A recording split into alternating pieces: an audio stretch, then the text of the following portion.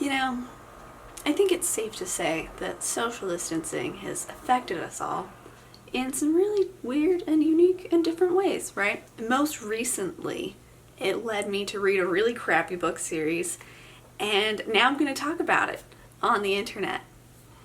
Because why not? What else have I got to do right now? Nothing. That's what. And you have nothing to do either, so you might as well watch this whole video, right? Mm-hmm.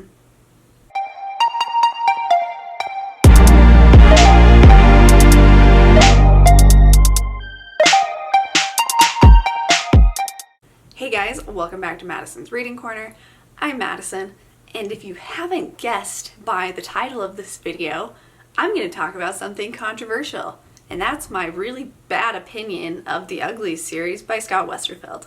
Now, you may be thinking, the Uglies series? Like the one that came out in 2005, the one with the really weird book covers? Yep, that's the one. That's the one we're talking about. I know we're 15 years too late, but who's counting that? I think it still is relevant, because I've decided that it is. And, typically on my channel, I'm very happy-go-lucky. Everything's great. I talk about the series that I love. But today I'm just going to rip apart your childhood and rip this book that everyone loves a new one, because, quarantine, it just does weird things to us. But on a real note, allow me to preface this by saying I did not love the Ugly series.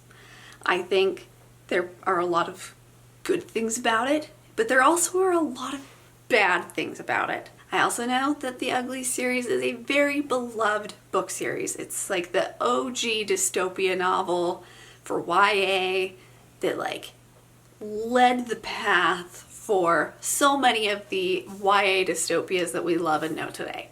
So I will grant it that, and I'll get into that a little bit more on some of my more in-depth thoughts on the subject. So because we live in a world full of internet trolls, full of people who hate when you have an unpopular opinion or hate that you have an opinion that's just different from their own, I have to say this. Remember, just because I don't like this book is not a reflection on you. If you love this book, that's great. I'm happy for you.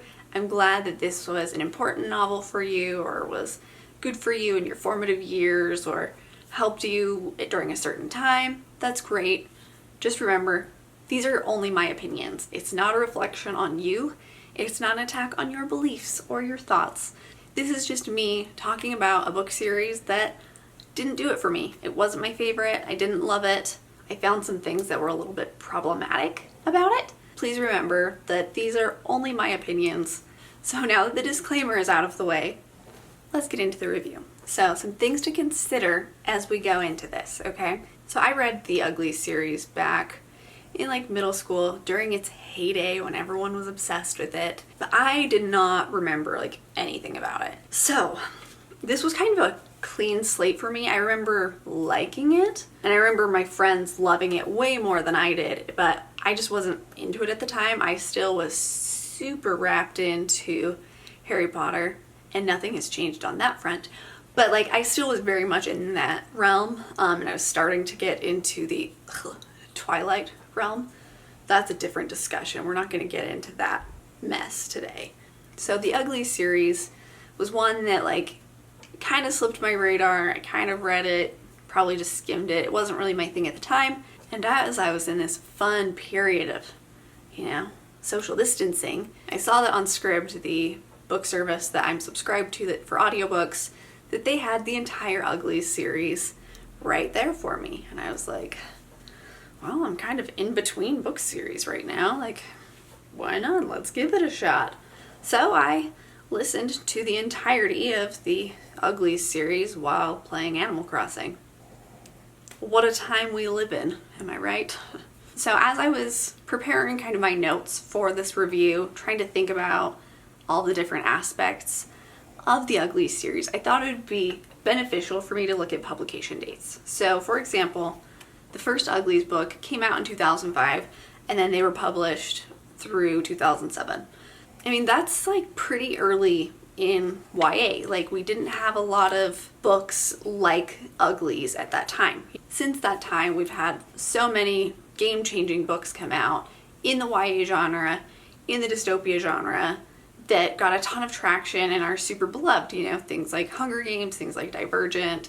So I think it's important to look at it with the context that this book was written before the Hunger Games was written. I mean, this was written before any of like the popular YA books that we love today were published or even thought about. So I mean, this was kind of a formative book for the genre, which is kind of interesting. It's really cool that like the author had such interesting ideas and concepts. And I will say that on a conceptual level, the Uglies series was, you know, groundbreaking at the time. It was a big deal, and it introduced a younger audience to the problematic nature of society's obsession with beauty, which I think is great, especially for like this younger audience who is very susceptible to the pressures of society and wanting to feel beautiful, not feeling like you fit in enough. So I will say that it was a very timely kind of novel. So if you are unaware of what the Uglies series is, for a brief synopsis, it follows our main character Tally, who grows up in a future America. So in this world, society is divided into a few different castes of people: pretties and uglies, and later they find out specials. So everyone is born an ugly. And then when everyone turns 16, they undergo a major cosmetic operation that makes them pretty. So any of your abnormalities that you were born with are gone. In the book, you find out that the reason everyone undergoes this major cosmetic surgery is all in the name of equality. And their hope is that it was going to minimize racism, minimize bullying, and make it so that everyone has more of a voice to be heard. Which, you know, in an aspect kind of makes sense, right? There are lots of studies that have been done recently that show if you are a more attractive person, you're going to get a lesser sentence if you're convicted of a crime. So like there are elements of that that seem very relevant and like kind of make sense. However, there are some problematic aspects. But as you're following through this story, you follow Tally, who's about to have her major procedure. All of her friends are a little bit older than her, so they've already had the procedure, and she's just kind of waiting over the summer, waiting to have her birthday happen so she can go join the pretties in Pretty Town. Over the summer, Tally makes a friend named Shay who's a little bit unsure about if she wants to become a pretty or not. So when it's time for Shay's operation, Shay disappears and decides she's going to go live in like some outskirt community and never become a pretty. And so Tally has to go and try to find her and has to kind of strike a deal with the government so that she can become pretty. She's kind of threatened with the idea that if she doesn't help the government find Shay, that they will never let her become a pretty. But yeah, so you follow Tally and Shay and a couple of other characters as they're navigating society and navigating these like outskirts of society. And a lot of things happen over the course of this book series. Now, here's the thing. I'm going to review this whole book in a very spoilery way. So if you don't want to hear my thoughts on the book because you haven't read it and you want to, now would be a good time to clock out, go watch one of my other videos maybe. But if you do want to hear the spoilers, stick around because I have a lot of thoughts on the series and we're going to get into all of them. So if you're still here, hey guys, I guess that means you want to hear all of the spoilers. So let's get started. So first of all, a couple of overarching things I want to address about this series and some of the weird things I just feel like weren't addressed. I recognized as I was reading this that I was like, oh damn, like I am not in the target demographic for this book series at all, because I'm looking at this like, what the hell is the economy in this society? Like, does anyone work? What do people do? Like, they just talk all the time about how once you're pretty, your only thing you have to do in life is party. I'm sorry, but like, the economy doesn't work that way. It doesn't matter how like futuristic this society is. I'm sure they have lots of automation that does things for them and it's like super efficient. But like, you still have to have people who do things. And it seems like they go through their education system until they're 16 and then they're done. And they just go party as pretties. And it says that like people don't start thinking about their careers till they're in like their 30s or 40s or something. And I'm like, What skills do any of you have? Like, do any of you have any marketable skills that you can use as an employee? How are there any advancements in this society if education stops at 16? If I had stopped getting an education at 16, and as had everyone else in the world, I really think the world would be in a pretty dark place. I mean, maybe that's the point of this book, but no, it just doesn't make sense to me. Okay, so there's that, okay? Like, I recognized that I was like, I'm too old for this book because I don't give a crap about the problem of being pretty or ugly, blah, blah, blah. No, I care about the economy and the politics. Like, who runs this country? What's happening outside of this country? I don't understand. Like, is everyone in the world pretty? Or is it just the Americans? I have so many questions. So I mentioned earlier in my synopsis of the book that the reason they decided to make everyone pretty is to get rid of racism and to get rid of bias and discrimination, which that's cool, I guess. But the problem is that they're trying to make everyone look the same. It very quickly seemed apparent to me that this society deemed that the Caucasian look is the preferred look to be pretty, which is real problematic. Like, I have a real problem with that. And at first, I kind of gave it the benefit of the doubt. I tried to assume that maybe, it's a blend of all the cultures. But nope, they definitely mention later in the books that they want to make sure everyone has, like, the right shade of whiteness and stuff. Like, a bit of a problem. So, overarchingly, the first book had fewer problems with it. Plot-wise, dialogue, the drama, etc. It still had its issues. Didn't love it. But I feel like the story definitely spiraled downhill after the first book. When I originally read this book, I probably was like, that's cool, okay. And then, had I read the rest of this series, I do wonder what I would have thought when I was younger. Yeah, I'm sure there's the part of me when I was younger that was like, bro, this is so deep, like, wow. But now, I don't feel that way. The first little bit of this book, not too bad. Overall, like, there are some, kind of corny things, some cliche things, some tropes, whatever. But I feel like the story starts getting real weird, later in the book. So Tally and Shay go on their little adventures throughout the first part of the book where they're skateboarding around hoverboarding around. Because we gotta bring Back to the Future references into the 2005 book. So Tally and Shay are hoverboarding around and going out of town and sneaking out, and they're so tricky. And then Tally and Shay get into their little fight, and Shay's like, bye, I'm gonna go live in the wilderness and be a wilderness woman. Shay zooms off. Tally's gonna go in for her surgery. She's feeling good. And then they whisk her away to Special Circumstances. Which, by the way, what a name, Special Circumstances. And they say, hey, you're pretty tricky.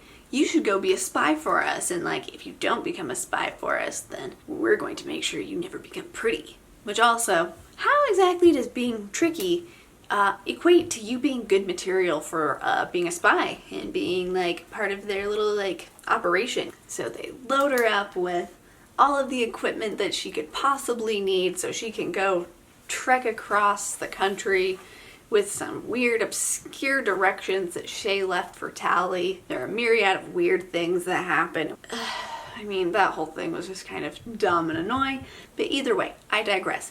Let's fast forward to the point where she arrives at the smoke. Just for reference, Shay has been there for like a week before Tally, okay? So like, keep that in mind. So they arrive, and immediately Tally's just taken in by this mysterious David fellow. Oh, he's so mysterious, blah, blah, blah. But also, very quickly after arriving, David's like, that Tally, I want to tap that. But apparently, in that like short week of Shay arriving before Tally did, they were kind of an item, but like it ensues a whole book series worth of drama between Tally and Shay about the fact that Tally is going to steal Shay's boyfriend. I just look at this and I know that like high school relationships move pretty fast. It's like you're dating someone and you love them so much, and then the next week you're not dating them anymore and you love this new guy so much. Oh, hormones. this instance of David deciding that he likes Tally more than Shay, and Tally being like, I'll do that.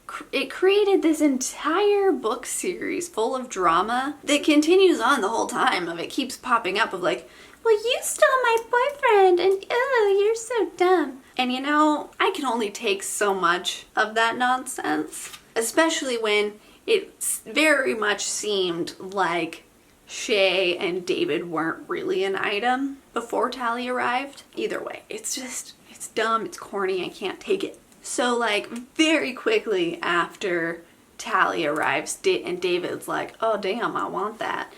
And Tally's like, bring it. David's like, I want you to meet my parents. Now I realize that they live in the woods like a bunch of wild mountain men. I feel like even then that's kind of like a weird, like very forward thing. Like, hurry, come meet my family. And he decides to have Tally meet his parents, the doctors, because they have a bunch of information that they can share with Tally very conveniently so that she doesn't want to leave. And the funny thing is they don't share this information with anyone else in the smoke.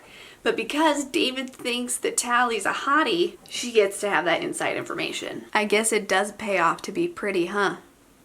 So David's parents conveniently tell Tally this entire government conspiracy over dinner. So after you get the surgery to become a pretty, they like kind of override your mind so that you don't question the weird things happening around you and you no longer are sentient. You're just kind of like drunk or high all the time, kind of. Which in and of itself, it's kind of like an interesting concept, right? Like that raised the stakes for me while I was reading it. I was like, okay, this makes sense then. Like why there's a series, there's like a plot, there's a conspiracy.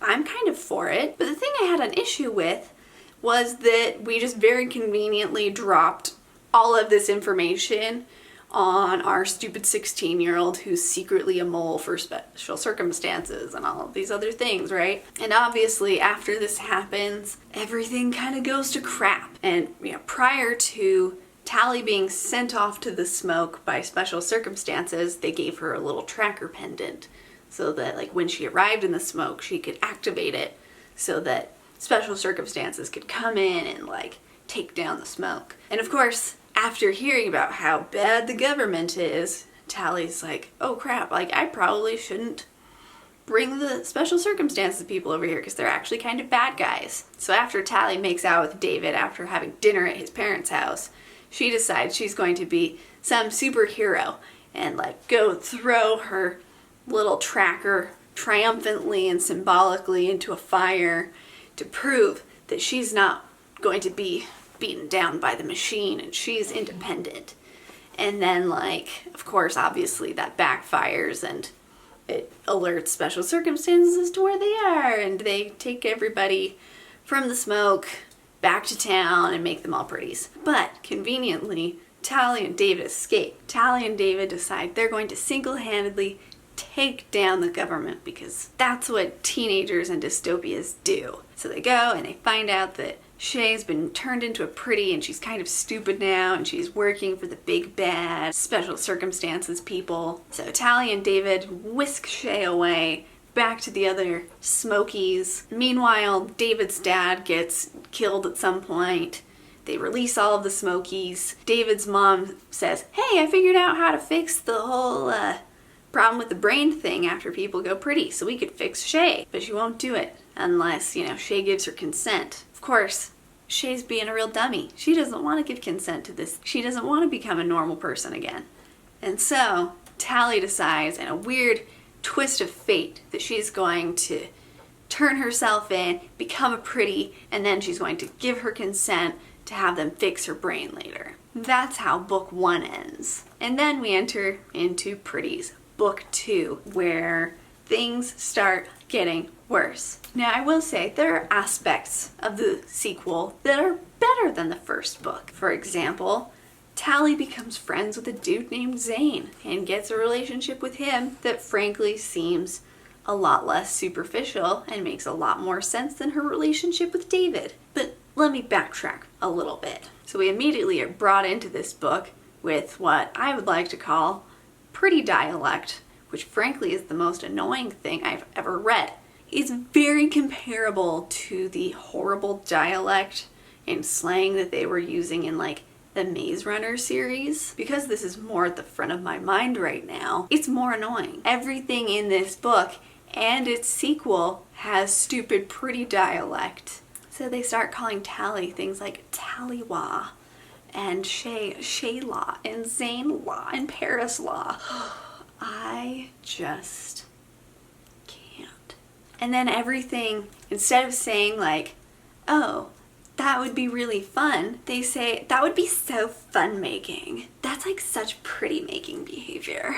I mean, honestly, I think just the horrible dialectual things of the word Tallywa immediately tanked this down a star for me. We start the book and Tally is a dumb pretty, as is Shay, and she's getting ready to join a clique called the Crims, short for criminals. That's more stupid pretty dialect that we need. And so they go to this party and Tally is approached by someone from her past, one of the Smokies, and they kind of like make an appearance to her to like see if she's still a dumb pretty or if she remembers anyone or anything, and she kind of does, but not very well, you know. And so later she meets up with Zane to go to lunch. Zane kisses her for some reason, gets her adrenaline up, and Zane is like trying to like delve into her past and try to keep her adrenaline up so that they can like get answers to what's going on in the world. Through some weird twist and turn of events,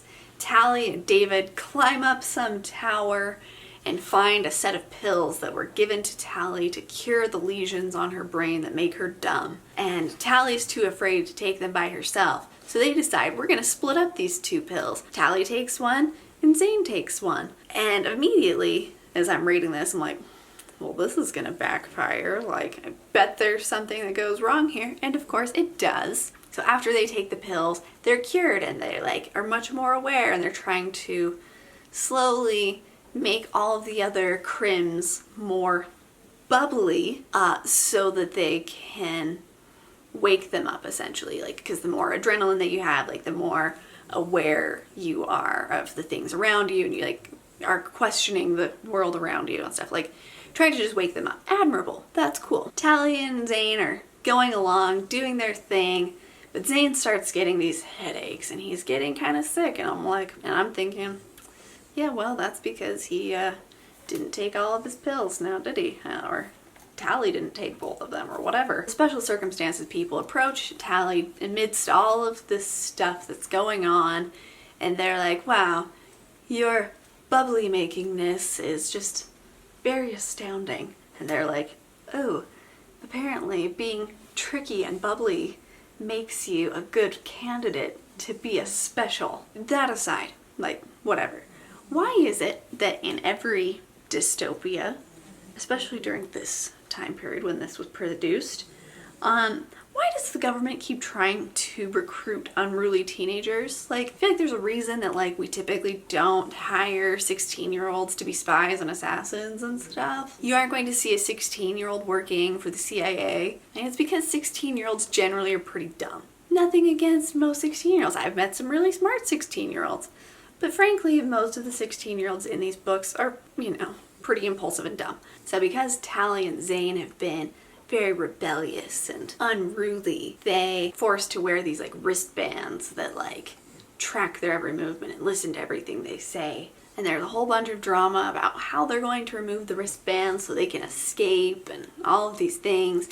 Like, I'd say the vast majority of the second book is just them going to parties or hoverboarding around or talking about how they're going to make everyone bubbly, and there isn't really any plot that happens in this book. Meanwhile, amidst all of this, Shay finds out that they're trying to become more bubbly, and so Shay decides that she's going to start cutting herself so that she can have an adrenaline rush and be more awake and more aware. Which, that brings up some red flags. But this becomes more of an issue in the third book. Let's just skip past that for now. Tally and Zane decide they're going to go zip off and have this big escape with the other crims, and they go off in a hot air balloon. And at some point, Zane and Tally get separated, which, you know, why wouldn't that happen? You know, go figure. And Tally finds herself in a river and is like whisked down river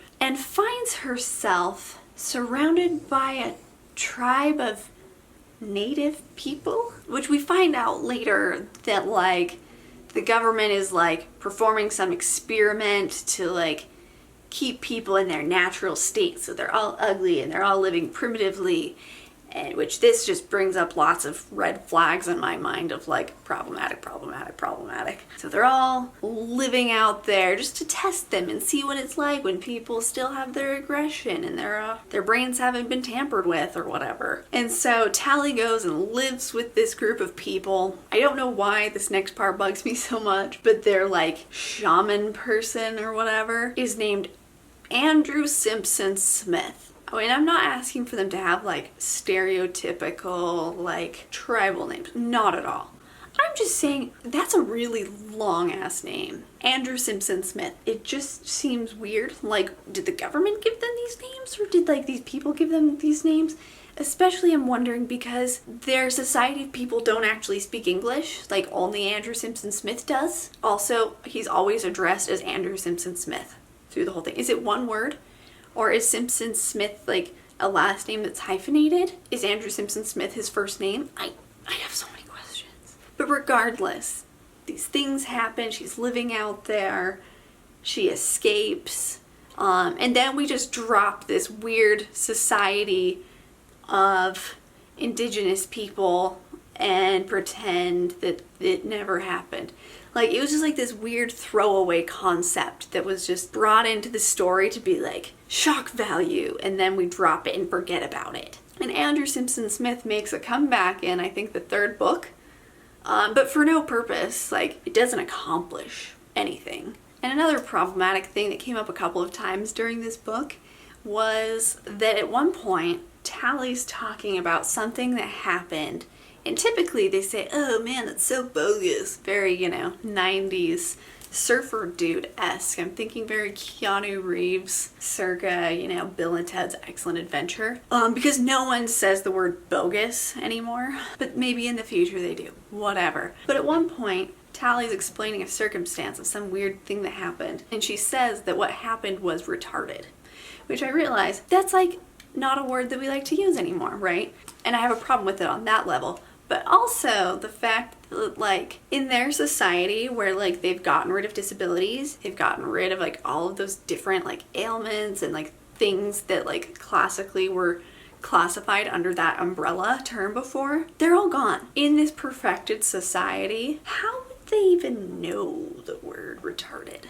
It just doesn't make sense, and that felt like a very inconsistent thing. And I know that that's a small thing that I honed in on, but there just were a lot of inconsistencies like that happened throughout the book. Like, it just seemed very off-putting. So after Tally escapes from Andrew Simpson Smith, she doesn't really escape him. She just gets away from him and, like, goes off to find her other crims and find Zane and stuff. She, zooms off, finds them. And we find out that Zane is not doing too good. He's really sick. They're worried about him. And then something happens that actually was very redeeming for me in this book. And that is that Tally decides to make a decision between David and Zane. Which I was really appreciative that we didn't have to linger on an unnecessary love triangle forever. I get really tired of love triangles. I was glad that we didn't have to dwell on that for a long time. A redeeming factor. Hey. And then right after that, Zane's like, oh dang, my tooth hurts. And we find out that at one point earlier in the book when Zane injured himself, he went to the hospital. They found out that he had messed up his internal brain nanites with the pills. And so they stopped the progression of the pills damaging his brain. But while he was in the hospital, they hurried and implanted a tooth tracker in him. We're back to the trackers going bad. Zane's tooth tracker activates and all of the Smokies have to run and escape because special circumstances on their way. How did we not expect there to be another weird tracker come up? So we just had this redeeming moment, right, of the book was starting to get better because we were oh, hey, things are going in the right direction. Tally's making decisions and maybe there's hope for the third book. And it ends with Shay showing up. And Shay has decided that she was going to become one of the special circumstance people, where she has like spiked teeth and is supposed to be like some kind of scary freak. Shay decides she wants to recruit Tally to become a special. And we end the book with Tally, face it, you're a special. And it's just annoying because we ended like the first book with like Tally knows that she's going to become a pretty, and then we know that she's going to become a special for the third book. And it just was really corny. It just is really annoying because, again, we go back to the issue that we had at hand in the first book where Shay was really ticked off that Tally took David.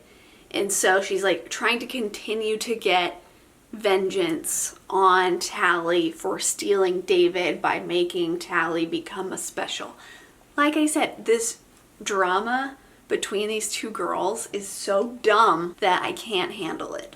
The first book and the second book, I had a lot of notes on like different things that were happening plot-wise, and I was like trying to be invested in it. But by the third book, I was really over it, and as soon as I started getting into this book, I was so done. Like, the first and second books were okay, right? Like, I think I gave Uglies 3 out of 5 stars. I gave Pretties like 2.5 stars. And then Uglies just went straight down to a 1 for me. Like, I couldn't handle that book anymore. It was just grating on me so much. In specials, we start up the book and Tally has become a special, and she's part of Shay's special task force called the Cutters, which this is where I had so many problems with the book. I know that it's not an author's job to like set a perfect example for young readers. I know that it's not. As a writer, I recognize that, I understand that, but as a writer, I also recognize the significance that your words have on your audience. Frankly, this book glorified cutting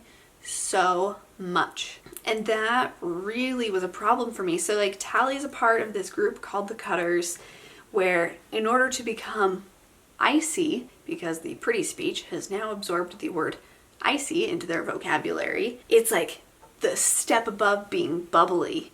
And so in order to be icy, they cut themselves so they can like have this adrenaline rush and feel things. I just was so bothered by this concept in the book, and like maybe that was the point.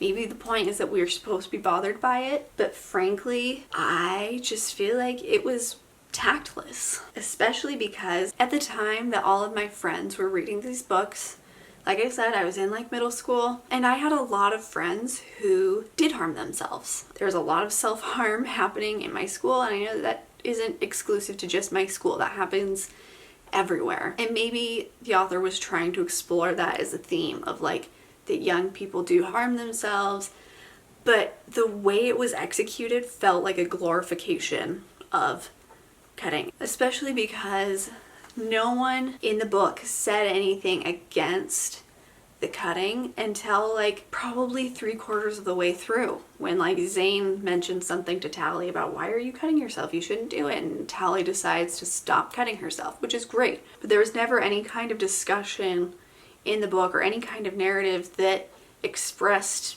how problematic it was and why like that shouldn't be glorified and why teenagers shouldn't do that. And I know that this book wasn't the reason why I had friends and classmates who did harm themselves, but like I can't help but look at this and wonder if this and other books that are similar didn't have an impact, you know? That like was an immediate turnoff for me in this book, especially because it was so prevalent. So in this book, it's really just a hot mess and a big jumble of Tally and Shay and the other Cutters thinking that they're better than everyone and thinking that they're so elite and beautiful. And it like goes into this whole thing of them like being revolted by anyone who isn't like in their clique of Cutters, which again I found to be problematic. And I feel like we went full circle in this book of like the moral of the story in its essence is that like everyone is beautiful, and that like being pretty and like classically beautiful isn't everything, and like having ideas in your head is way more important. And then we went full circle, and now we're glorifying beauty standards again and stuff. Like, I just feel like we like did a complete flip-flop on it.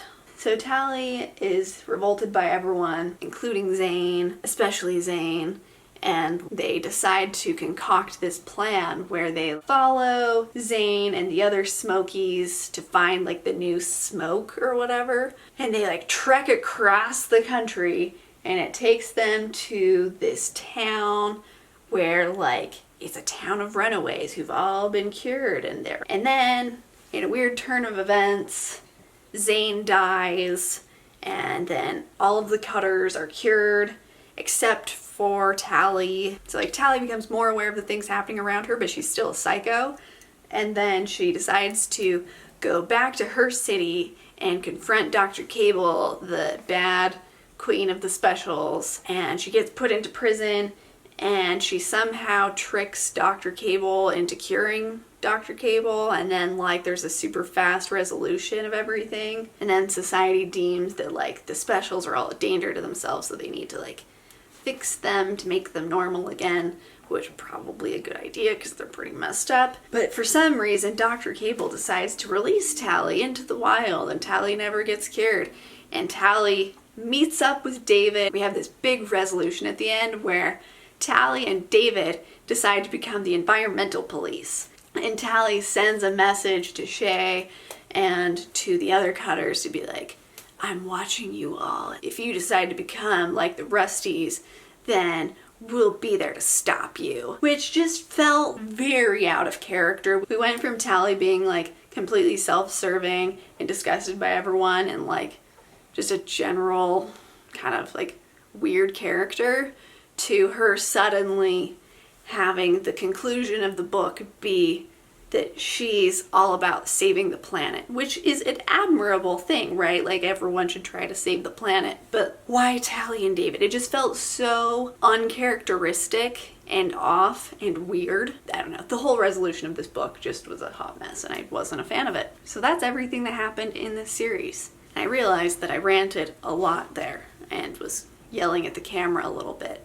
By the end of this series, I was so over it, and I was so frustrated by the inconsistencies in the plot, the way that our characters did and didn't develop, and the most basic storytelling level, none of it made sense. The first book had its merits, right? It had a coherent storyline. The second book also had a coherent storyline. It was a bit of a drag. It at least equated to something. But by the third book, it was such a jumble of weird things happening. I don't know, like I just feel like by the third book, Tally as a character made no sense. And honestly, I would have preferred to have had the third book be like a multiple perspective novel. I feel like that could have really redeemed it if we had some time in like Zane's head, or if we had time in like David's head or someone else, just so that it wasn't all about Tally's weird, incoherent thoughts. In a nutshell, I think overarchingly, this story has an interesting concept. I think it's, it's okay. But there were so many problematic things that happened in it, and the way that the story was told, the way the plot progressed and also didn't progress. I don't know, there just were a lot of like character inconsistencies, plot inconsistencies. Nothing made sense. As I said earlier, had I read this whole story when I was younger, maybe I would have had different perspective. But as an adult reading it in 2020, it's not my thing. And frankly, by the time I reached the third book, I was over it. So maybe like my attitude of having binged the series, read all of it through at this time period in my life, maybe made me less eager to read through it. Maybe it would have been a different experience had I read it at a different time, but it wasn't for me. It's not my thing. So now that I've railed on one of everyone's favorite book series, I would love it if you guys would like this video, subscribe to my channel.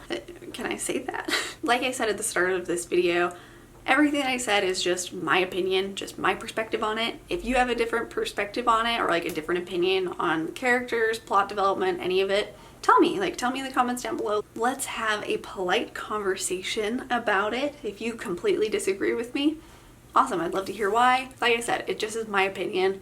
My opinion doesn't mean crap to most people, so it's fine. So, that wraps up today's video. I'm really tired after ranting about the Uglies series for so long. That wraps up today's video. I hope you guys liked it. If you guys like review style videos like this, let me know in the comments down below. Give me a thumbs up if you like this kind of content. That lets me know a good idea of the kinds of things that you want to see coming from my channel. If you aren't doing so yet, be sure to follow me on social media as well. The links to all of those social media outlets are in the description box below. I'd love to have you follow along on different day-to-day adventures, as well as any of my current updates to books that I have finished and books that I'm reading. Thanks so much for watching, and I will see you next time. Bye!